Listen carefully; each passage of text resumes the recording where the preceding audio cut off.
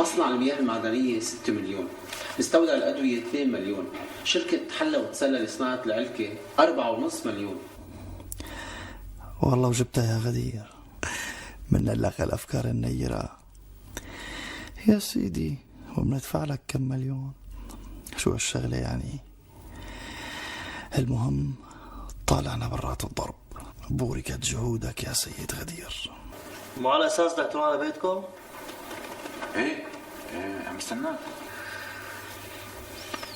قوم لوصلك يلا قوم.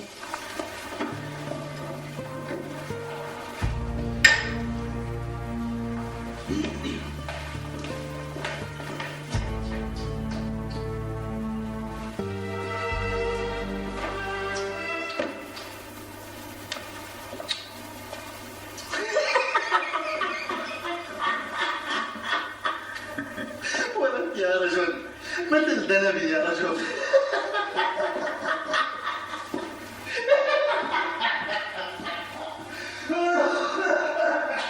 حسبي الله ونعم الوكيل. الله يتوب علينا من هالشغله.